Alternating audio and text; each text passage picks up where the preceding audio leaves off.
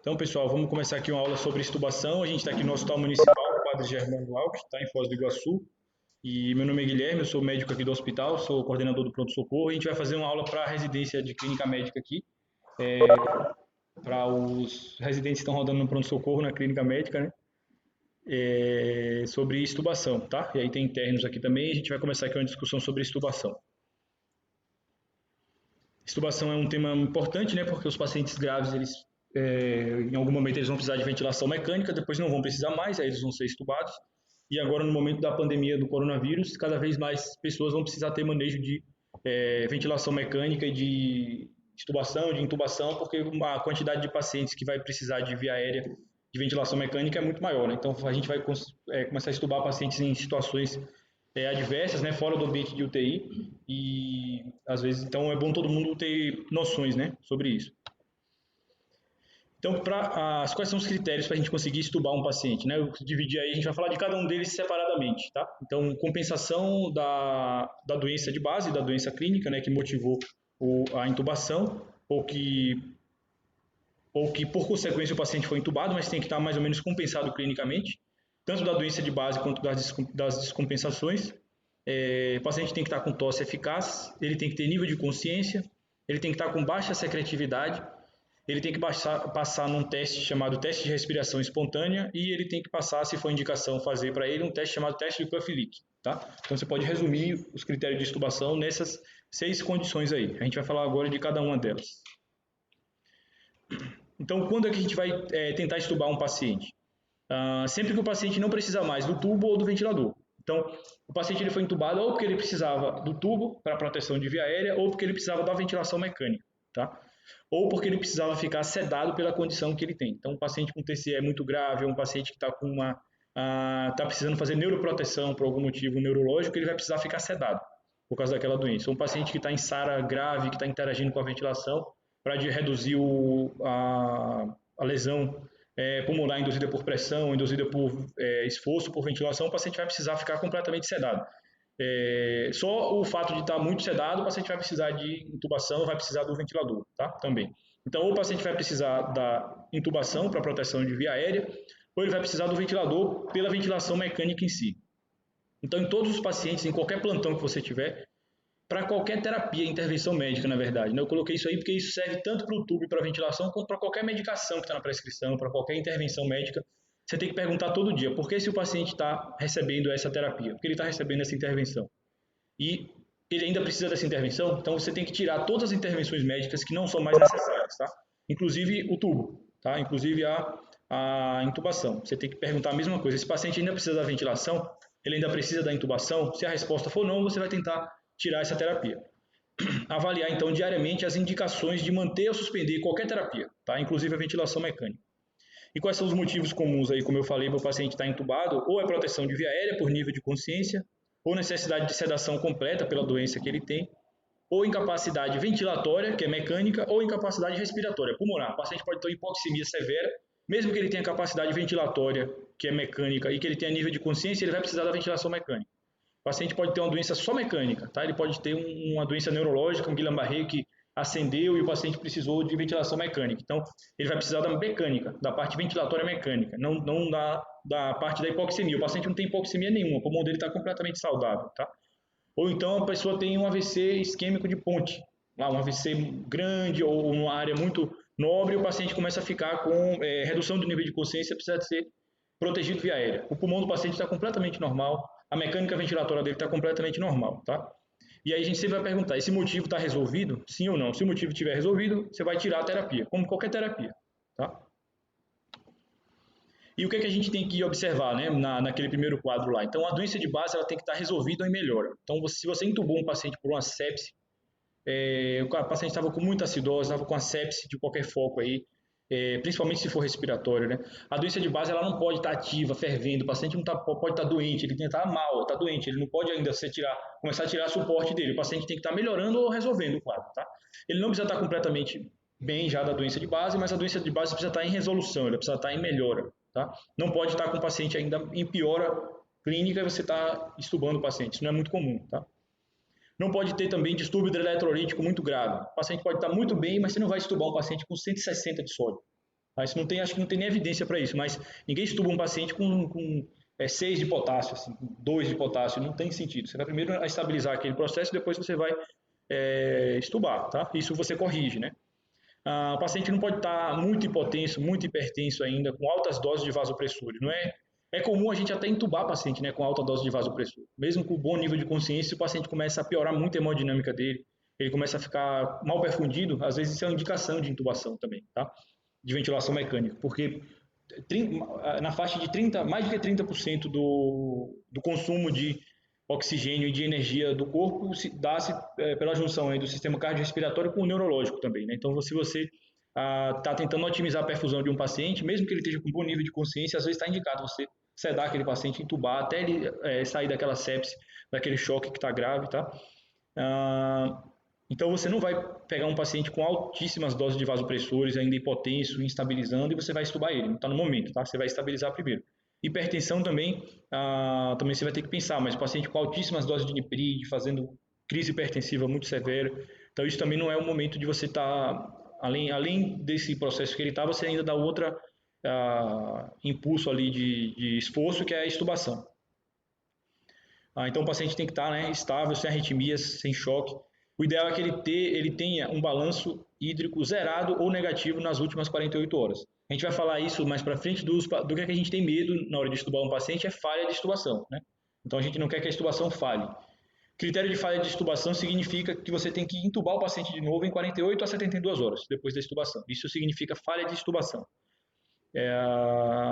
Um dos parâmetros que tem que contribui muito para a falha de estubação, que a gente olha, é o balanço hídrico. Se o paciente vem com balanço hídrico positivo nos últimos dias, isso é preditor de falha de estubação também, tá? Então, o ideal é que ele esteja pelo menos zerado ou negativo.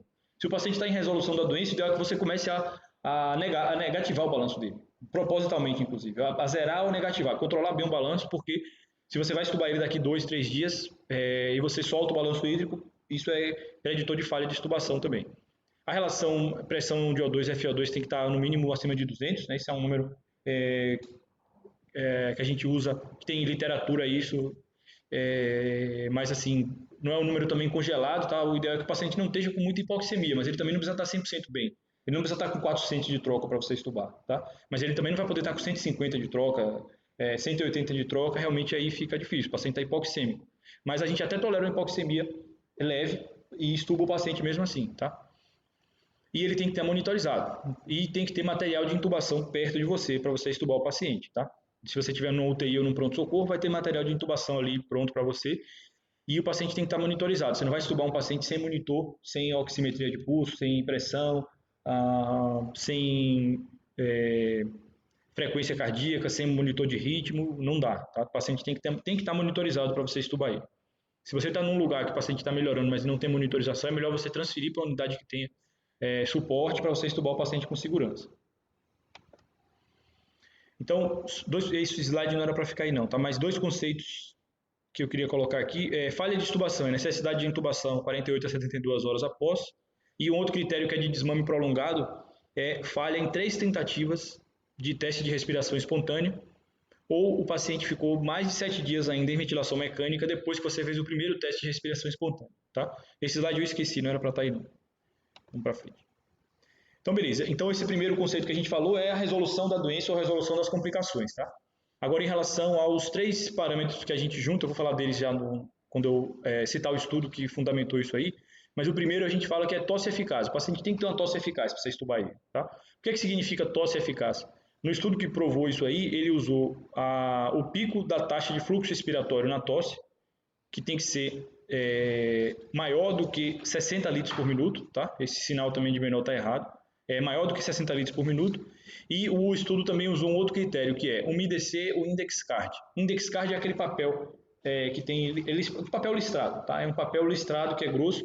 As pessoas eles colocavam um papel na frente do tubo, desconectavam o tubo e o paciente tinha 3 ou 4 chances para tossir. Ele tinha que tossir 3 ou 4 vezes o papel a 1 a 2 centímetros do tubo e o paciente tinha que umedecer esse papel, o index card. Tá?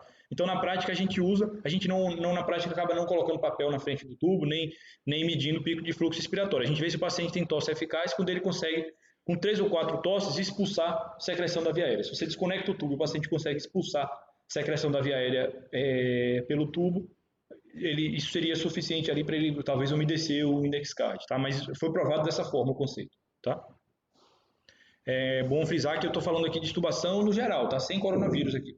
Com coronavírus tem exceções e tem situações diferentes aqui. Por exemplo, a gente não vai desconectar o tubo do paciente para testar a tosse, porque isso faz a aerosolização, né? Isso produz aerosol. Mas isso aqui é numa situação que a gente não tem aí o coronavírus, tá? Então tem que ter só tosse eficaz. Nível de consciência. O que é que significa nível de consciência quando foi provado isso como um preditor de falha, tá? Nível de consciência quando foi provado o preditor de falha significa ou Glasgow maior ou igual a 8, ou então o paciente tem que ter inabilidade, ele tem que ter habilidade para completar 4 comandos, tá? Se o paciente tiver inabilidade para responder os comandos, isso é preditor de falha. Então no estudo que provou, ele provou com esses 4 comandos aí. O paciente tem que abrir os olhos, ele tem que seguir os objetos com o olhar, ele pode seguir a sua mão com o olhar, você coloca a mão na frente dele, pede para ele seguir sua mão, ele tem que seguir a sua mão com o olhar, ele tem que apertar a sua mão, você pedir para ele apertar, você coloca a mão na mão dele, pede para ele apertar a mão, ele tem que apertar a mão ouvindo sua voz, e ele tem que colocar a língua para fora, você pede para ele pôr a língua para fora da boca, ele coloca a língua para fora da boca, tá? Então, esse estudo é o que fundamentou essa recomendação, eu coloquei em azul aqui, ó, 4 tarefas, você deu 4 tarefas para o paciente, se ele foi capaz de realizar menos do que 4 tarefas, isso teve uma razão de probabilidade ali de 4,5, tá? Positiva, para falha de extubação, com um intervalo de confiança aí que mostra que isso é preditor de falha de extubação, tá? Se o paciente não completou essas 4 tarefas, isso foi preditor, né, de que o paciente ia falhar na extubação, tá? Então a gente usa isso na prática com esses 4 comandos aí. Ou então Glasgow maior ou igual a 8, um dos dois, tá? E a outra situação é a secretividade. O paciente tem que estar com baixa secreção. Ou você mede a secreção maior do que 2,5 ml por hora. Na prática, a gente não mede, a gente usa o outro parâmetro que o estudo colocou, que é não precisa ser aspirado em intervalos menores do que de 3 em 3 horas. Se o paciente requer aspiração no intervalo requer mais de uma aspiração de 3 em 3 horas, ele precisa ser aspirado mais do que de 3 em 3 horas, isso é um preditor de falha de extubação. Então ele está com baixa secreção, segundo esse parâmetro aí, tá? Essas recomendações vêm desse estudo aqui, que é um estudo importante, é um estudo-chave, assim, se vocês forem olhar os guidelines que fundamentaram, assim, tem guideline de 2018 que coloca essa frase, inclusive, não existe guideline para extubação, tem guideline de extubação, tá? Mas tem protocolos que reúnem essas recomendações. O UpToDate também tem uma página que eu usei aqui para fazer a aula, e alguns estudos são principais, né, que fundamentaram essas recomendações aí. Esse é o principal deles, tá? Esse é o principal estudo que viu essa condição, e ele testou vários parâmetros, se esses parâmetros eles tinham acurácia para predizer que o paciente ia falhar a extubação, tá? E os fatores de risco que eu coloquei para vocês são esses 3: responder comandos, não responder comandos, no caso, né? Ter alta secretividade e ter tosse ineficaz. Esses 3 fatores de risco aí, quando eles eram combinados, o paciente chegava a ter 100% de acurácia para predizer falha de extubação, quando os 3 fatores estavam presentes. E quando nenhum dos 3 estavam presentes, 4,5%, 4,6% dos pacientes precisaram de reintubação, tá? Tiveram falha de extubação. Então, a acurácia desses 3 fatores juntos aí, ela é muito boa, tá? Para predizer que o paciente não vai ter falha de extubação. Então, tosse eficaz, baixa secretividade e nível de consciência suficiente para responder os comandos, tá? Até aí, beleza? Então, e aí depois, ou antes, né, ou ao mesmo tempo, isso não tem, na verdade, uma ordem assim, tem guideline que coloca o TRE até antes, inclusive, no primeiro bloco, né, mas você não tem, necessariamente, você precisa de uma ordem para isso. Você pode, enquanto faz o TRE, inclusive, testar essas coisas que eu estou falando aqui. Mas o paciente que ele tem indicação de teste de respiração espontânea, você vai tentar fazer de 2 modos o teste de respiração espontânea, tá? Ou com o PSV de 7 ou com tubo T. Eu já vou explicar o que é cada um desses aí. Então, o teste de respiração espontânea ele é um teste que é para ser realizado de 30 a 120 minutos. É para você realizar esse teste entre 30 e 120 minutos. Não menos do que isso, não mais do que isso, tá? Se o paciente passou no teste em 30 minutos, já é suficiente. Você não precisa deixar ele mais do que esse tempo, e isso não significa que você não vai conseguir extubar ele, tá? Tá? Então você faz o teste entre 30 a 120 minutos e você pode escolher duas modalidades. Você pode escolher o tubo T. O tubo T, essa peça que ele está mostrando aqui, é um exemplo aqui de tubo T que eu achei essa imagem no Google aqui. Tá? O tubo T significa o quê? Você desconecta o ventilador do paciente, deixa o paciente ventilando com o tubo em ar ambiente. Você pode até colocar oxigênio ali. Você vai colocar, inclusive, para isso que serve o tubo T. Essa peça de tubo T é para você colocar a cânula de O2 ali presa ao tubo. Tá? Mas, na verdade, é o paciente ventilando com o tubo em ventilação espontânea, sem o ventilador. Tá? Você tira o tubo, coloca a cânulazinha do tubo T, coloca a cânula de O2 e deixa o paciente lá 30 a 120 minutos. A outra modalidade de teste é o PSV de 7, que a gente chama. Né? O PSV é um modo de ventilação autonomia, em que o paciente ele dá a frequência dele, ele que faz as incursões respiratórias, o ventilador ele dá uma pressão de suporte. Você dá uma pressão complementar ali para o paciente complementar a respiração que ele já está fazendo com autonomia. Tá? Então a gente pode variar a pressão de suporte do PSV de 7 até 15 mais ou menos. A gente geralmente usa essa faixa aí de 7 a 15. Quando a gente vai reduzindo a pressão de suporte, ou seja, o paciente vai ganhando mais autonomia, cada vez mais autonomia, a gente chega numa faixa aí de 9, geralmente, que a gente mantém, e para fazer o TRE a gente bota em 7, tá? Então, PSV de 7, PIP de 5, com FO2 baixa, a gente usa um valor aí de 45%, mas pode ser feito em 25% e 30%, melhor ainda, o paciente está respirando praticamente com a força que ele respiraria no ambiente, tá?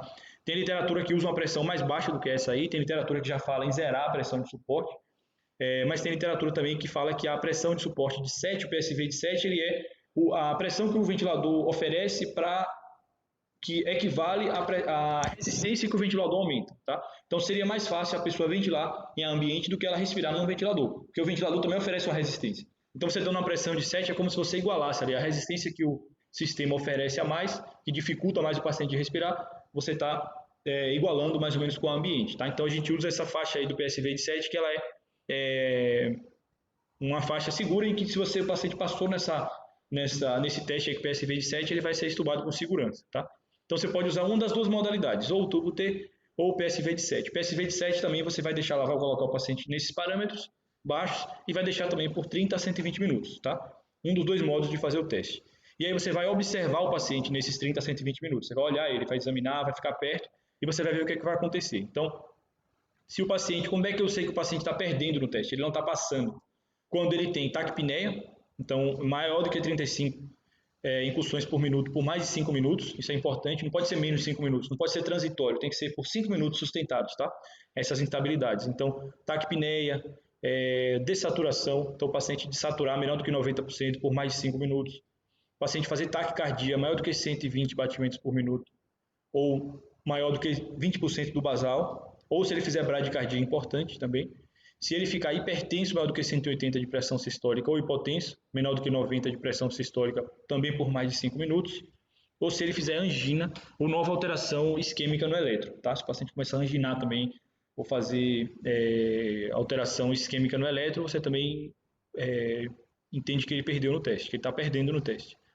Além disso, se você está observando o paciente, ele está dispníco, ele fica fazendo esforço respiratório. Você vê que botou no PSV de 7 ou no tubo T e o paciente começou a sofrer ali para ventilar, ele também está perdendo no teste. Além disso, se ele fizer agitação psicomotora, ansiedade importante e se ele ficar diaforético. Tá? Então, esses são os critérios que tem escrito em literatura e em guideline. Eu juntei alguns aqui, isso aqui não é de um lugar só, tá? Mas são os critérios que eu vi que são os principais aí que falam na literatura para a gente predizer que o paciente está falhando no teste. Tá? Se ele não tem nada disso, ele ficou bem ali, não apresentou nenhum desses critérios, ele passou no teste.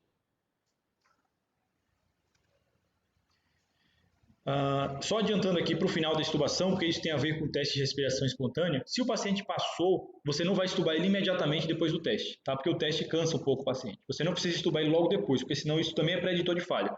Ele passou no teste no PSV de 7, beleza. Você bota para o paciente descansar de novo na ventilação com o parâmetro que ele estava antes, por 1 hora, e depois você estuda. Então, se o paciente estava ventilando lá confortavelmente em PSV de 10, estava bem com a situação dele com a ventilação, e você fez o TRE lá com o PSV de 7, ele passou, você pode voltar ele com o PSV de 7, de 10, durante 1 hora, tá? Para ele descansar. Você não precisa estubar logo depois, até porque se você estubar logo depois é até pior. Então, você volta ele para ele descansar normal na ventilação, que ele acabou de fazer um esforço, e depois você estuba depois de 1 hora. Tá? Isso se ele passou, né? E você tem que manter o paciente depois de extubado na UTI ou no leito monitorizado 24 horas depois da extubação. E se o paciente perdeu no teste, você reavalia no outro dia. Você não precisa fazer outro teste no mesmo dia. Você pode reavaliar o paciente no outro dia e fazer um novo teste de respiração espontânea no dia seguinte. Tá? Tudo bem aí com o TRE? Beleza. Aí tem uma outra condição aqui que é o teste do Cuff Leak. Tá? O teste do Cuff Leak ele serve para a gente avaliar o risco de estridor pós-extubação, de edema laríngeo, tá? A gente, com o teste do Cuff Leak, a gente vai ver qual paciente que tem risco de fazer edema laríngeo e estridor após a extubação e o paciente que não tem esse risco. O teste do Cuff Leak ele tem baixa sensibilidade e especificidade, então ele tem baixa acurácia, ele não é um teste acurado. Então não quer dizer que se o paciente perdeu nesse teste, ele vai ter edema laríngeo e estridor, se ele passou no teste, ele não vai ter. O teste tem uma acurácia ruim. O teste ele aumenta a acurácia quando você usa em quem tem alto risco de edema laríngeo. Aí ele aumenta um pouco mais a acurácia. Então o ideal é que você não faça ele para todo mundo, você faça no paciente que tem alto risco de edema laríngeo, tá? Então a gente tem alguns fatores de risco aí para edema laríngeo e você vai considerar esses fatores na hora de indicar o teste para aquele paciente ou não. Você não vai indicar para todos os pacientes, você vai indicar para a maioria. A maioria dos pacientes preenche algum critério desse, tá? Principalmente no hospital de trauma, um hospital como o nosso, por exemplo. Mas às vezes não precisa. E se você fizer o teste que tem baixa acurácia no paciente que não precisa, pode ser que você tenha falso positivo, né? O paciente deu lá, ele perdeu no teste, o teste pegou ele perdeu e ele não ia ter edema laríngeo, tá? Então o ideal é que você use o teste em quem tem alto risco. Então, quais são os fatores de risco, né, que a gente utiliza aí? Então, se o paciente teve uma intubação difícil ou traumática, é importante quando a gente intuba um paciente a gente registrar como foi a intubação, porque isso faz parte do segmento. A pessoa que vai intubar o paciente lá uma semana depois, o ideal é que a pessoa olhe o dia da intubação lá, veja como é que foi a intubação do paciente. Se foi difícil ou foi traumática, já é um fator de risco para estridor, tá? Então, o sexo feminino, só o fato de ser mulher já aumenta também o risco de edema de laringe. Principalmente porque a mulher tem o calibre das vias aéreas menor do que o do homem. Tá? E por outros motivos também. Intubação prolongada. Intubação prolongada, esse conceito é um pouco vago, depende, varia muito de literatura para literatura. Esse conceito varia de passar de 36 horas até passar de 6 dias. Então, tem literatura que considera passar de 6 dias intubação prolongada, tem literatura que considera passar de 1 dia e meio aí. Então isso varia, tá? Isso é um pouco vago o conceito, mas fica nessa faixa aí. Passou de 36 horas até de 6 dias após, você considera como intubação prolongada. Intubação nasal também é um fator de risco. E o tubo de grande calibre em relação à traqueia. Então, um tubo maior, o que é um tubo de grande calibre em relação à traqueia? Tem 3 exemplos aí, um tubo maior do que 8 para homens, ou maior do que 7 para mulheres. A relação do diâmetro do tubo com o diâmetro laríngeo é maior do que 45%. Isso você pode avaliar pela tomografia. Paciente com a tomografia, você pode medir o diâmetro da laringe e medir o diâmetro do tubo. Se ele for maior do que 45%, essa relação é um fator de risco também. Aí você está considerando que o tubo tem um grande calibre, tá, em relação à traqueia. E se você tiver uma pequena proporção entre a altura do paciente e o diâmetro do tubo. Se for um paciente baixo também, com baixa estatura, e o diâmetro do tubo for um tubo calibroso, tá? Então nem sempre a gente precisa intubar um paciente com um tubo calibroso. O tubo calibroso ele não é melhor para o paciente, tá? Não quer dizer isso, quanto maior, melhor.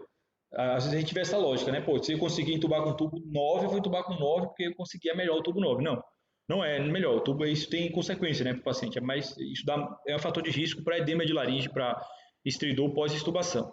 Geralmente a gente escolhe um tubo maior quando a gente quer diminuir a resistência, né, da ventilação. A gente está ventilando o paciente, ele está com muita resistência. Se ele está com um tubo pequeno, às vezes a gente precisa trocar o tubo, colocar um tubo maior ali, porque a gente quer diminuir a resistência, né, das vias aéreas.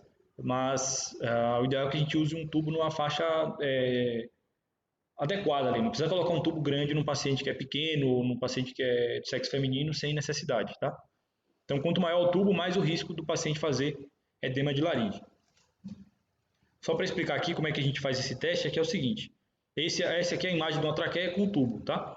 Então, isso aqui é o balonete, é o balão que oclui ali a passagem de ar. Quando o ar entra pelo tubo, ele entra por dentro do tubo, certo? Então, o ventilador, ele quantifica esse primeiro volume aqui, é o volume inspiratório, tá? Esse primeiro volume aqui é o ventilador, isso aqui é um vela, tá? O vela ele quantifica o ar que está passando por dentro do tubo, certo? Então ele quantificou aqui, volume inspiratório. Quando o paciente expira, o ventilador só quantifica o volume que passa por dentro do tubo, que é esse volume expiratório aqui. O ventilador só lê o volume que passa dentro do tubo. Eu coloquei essa seta fora aqui porque se o ar passar por fora aqui, o ventilador não quantifica, ele não sabe que aquele ar passou por fora. Então ele vai dar uma diferença aqui de volume inspiratório para volume expiratório. Significa ali, o ventilador deu 419 ml de volume por dentro do tubo e só voltou por dentro do tubo 377 ml. Tá? O resto saiu por outro lugar. Geralmente ou sai por aqui pela traqueia ou sai por uma fístula, algum outro lugar, algum escape. Tá? Quando a gente desinsufla o balonete, é fisiológico que aconteça uma diferença. É normal que aconteça. A gente quer que aconteça essa diferença. Tá? É normal o paciente que não está com edema de laringe, que quando eu desinsuflo o balonete, que o ar entre pelo tubo e ele saia por fora do tubo e pelo tubo. Porque o paciente não está com a laringe ocluída. Tá? O que eu estou procurando aqui com esse teste é o paciente que eu vou desinsuflar o tubo e a laringe dele está com edema e ela vai fechar o tubo, fora do balonete. Então o ar que entra é o ar que sai. O ar não está saindo por fora. Tá? Isso é um preditor de que o paciente pode fazer estridor laríngeo, pode fazer edema de laringe. Tá? Então vocês entenderam o racional, né, do teste. Eu posso fazer essa avaliação tanto quantitativamente quanto qualitativamente. Tá? Qualitativamente é essa imagem aqui que está mostrando ele auscultando a laringe da pessoa. Então, desinsufla o cuff, coloca o estetoscópio aqui e ausculta se vem estridor, se tem estridor, se não tem estridor. Esse teste ele pode ser feito, ele tem a acurácia menor do que o teste quantitativo, que é o do ventilador, tá? Que é o que eu vou mostrar agora.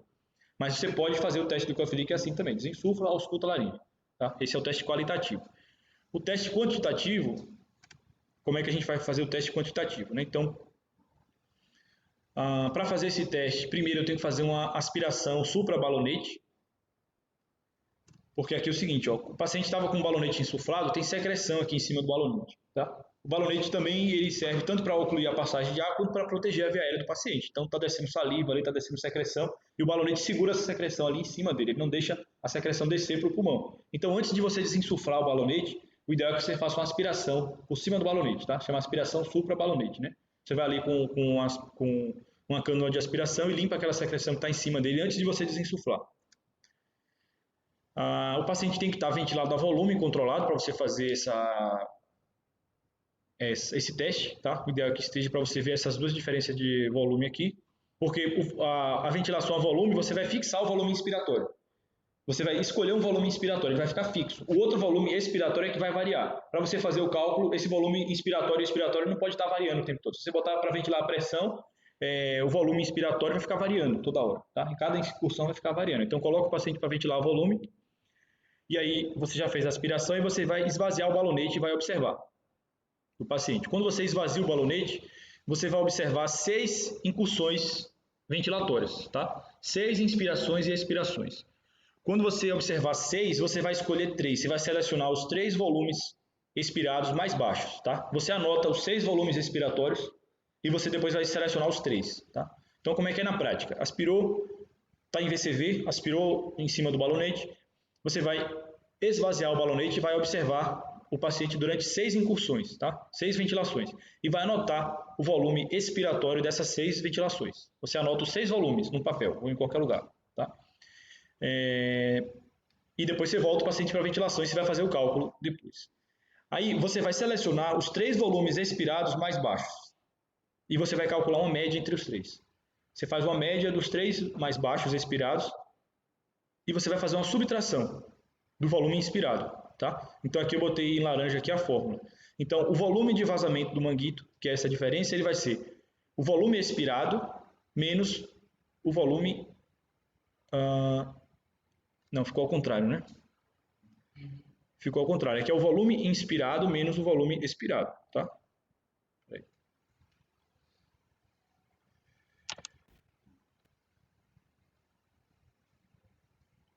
Tá, ficou ao contrário aqui. Eu vou falar a vocês, depois eu vou corrigir o slide. Então, você vai pegar aqui o volume inspirado menos o volume, a média dos 3 menores volumes expirados, tá? E você vai fazer uma subtração.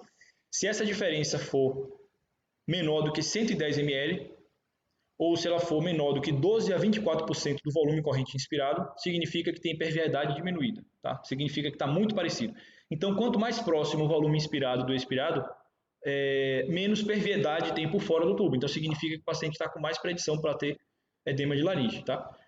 Quanto maior essa diferença, mais ar está passando por fora do tubo. Então, menos chance tem de estar fazendo edema de laringe, tá? Deu para entender? A fórmula ficou errada ali, ficou trocada, mas deu para entender aí, né? Então, como é que é a fórmula? O volume de vazamento do manguito é o volume inspirado, que é fixo. Você vai escolher o volume inspirado no VCV, tá? Você botou ali 420 ml, por exemplo, e você vai diminuir da média dos 3 volumes menores ali que você fez, que você viu nas 3 incursões. Beleza? E o critério é esse aí, menor do que 110 ml ou menor do que 12 a 24% do volume inspirado. Tá?